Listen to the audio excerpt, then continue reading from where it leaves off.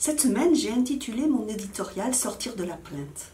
Dans mon jardin, les pivoines ont éclos et ce matin, avant de partir travailler, j'ai admiré ces fleurs fragiles pendant un instant.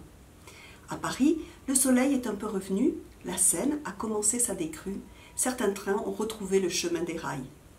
Bien sûr, il y a des poubelles sur les trottoirs du fait de la grève des éboueurs et bientôt on aura de nouveaux pics de pollution. N'empêche, en attendant, j'ai admiré cette fleur fragile et cela m'a donné à penser. Pourquoi est-il si difficile de rendre grâce et si habituel de se plaindre? Individuellement, nous aimons beaucoup râler. Nous nous plaignons du bruit, des voisins, des autres, des retards. Collectivement, les Français sont connus dans le monde entier pour être des maîtres dans la plainte. Tout le monde le sait, les Français sont des râleurs. Alors, en regardant cette fleur, je me suis prise à imaginer une journée, une seule journée, où nous sortirions de la plainte.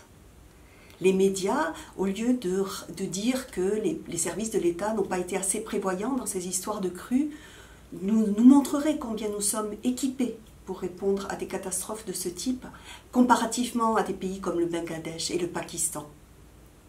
Sur les transports, au lieu de regarder tout ce qui se va mal et tous les trains qui arrivent en retard, nous nous réjouirions de ces milliers de trains et d'avions qui arrivent à l'heure. De la même façon, nous pourrions regarder tous ensemble la créativité fantastique de tant d'artistes, le travail des chercheurs, des infirmières, la disponibilité de tant de livres dans les bibliothèques, la possibilité de faire du sport, le fait tout simple que l'eau et l'électricité arrivent dans nos maisons sans coupure.